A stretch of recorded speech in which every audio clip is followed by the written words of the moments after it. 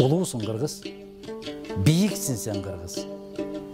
Сага жете албай аткан элдер болгон болсо, сен аларды окшоп, аларга теңелем дебе кыргыз. Сен бийик болгонсуң да. Сен кишини бала туулса, кызбы, уулбу, ага карабастан бул деген өтө чоң кубаныч, сүйүнүч болгон. Карап көргүлө. Кыз туулса, казандын 4 кулагы сүйүнөт дейт кыргыз. Качан айтылды бул сөз? Bir Allah билет качандан баштап келетканын. Илгерки замандан бери келет. Жигит туулса, жердин 4 тарабы кубанат экен. Эмнеге? Казандын 4 кулагы кубанат дейт, мени кирдетпей тазалап туруучу инсан пайда болду. Жердин 4 бурчу кубанат экен, мени коргоочу пайда болду. Бизде кыз баланын өзүнүн орду бар, жигиттин өзүнүн орду бар. Башка элдердей болуп, тарыхта биз эч качан кыздарды тирүүлөй көмгөн эмеспиз дагы, кыздарды аскадан ыргыткан эмеспиз. Силер суктанып, жаштар, тамшанып жетпей аткан Европа 100 миңдеп өрттөшкөн. Силер жаштар суктанып аткан Европа аялдарга тең укуктуулукту Американ баш болуп, кече 20-кылымдын 2-жарымында берди. Алар добуш берүүгө да укугу жок эле. Чөнтасыңар, адам катары эсептелбейт эле. Алар мураскор болуп да кала албайт эле. А бизде кыргызда мураскор катары аялы калат. Калып келген. Бизде аялдар эл башкарып келген. Жаңыл Мырза сыяктуу, Уркуя сыяктуу, Курманжан Датка сыяктуу. Бизге аялсың, эркексиң айырмасы болгон эмес. Акылың барбы? Эл башкар деп койгон. Калппы же?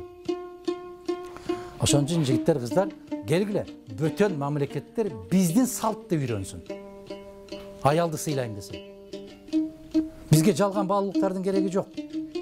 Эч кандай бир башка баалуулук кереги жок. Кызга 40 үйдөн тыюу дейт дагы, кыздар ошондой болуп алып, аянтка чыгып алыш керек. Ал сөздү жазгандан дагы уялыш керек. Денем меники, өзүм билем. А бирөө кол салып атабы? Кандай дейсиңер? Биринчи денени жашыр. Улуулукту карман. Сулуулукту карман. Анан айт. Баягындай жигиттер эр азамат болгон болсоң, кыздарга күчүңдү көрсөтпө, айланайын. Кыздын 40 чачы улуу дейт. Караңыздар. Эмне үчүн адам баласынын эң мыкты тилеги бейишке барыр. А бейиш кайда десе, эненин таманында дейт. Эмне үчүн атанын таманында эмес? Бүт бардык нерсени таап, ташып үйгө жеткирип аткан ата го. Эмне үчүн атанын таманында эмес? Эне. Караңыздар, биз ошол баалуулуктарды жоготуп алдык дагы, жалган баалуулуктардын аркасынан кетип, ошон үчүн артта калып атабыз.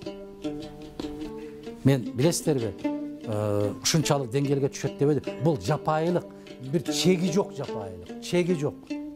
Эч качан бир адам баласы эмес, айбандар дагы ургачысына андай кылып кол көтөрбөйт. Урушса, эркектер урушат. Мына карышкырларды карагыла, арстандарды карагыла, буйволдарды карагыла.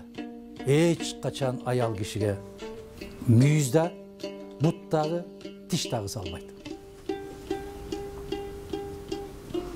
Кайран ошолордун башындагы калпак, кор болгон калпак.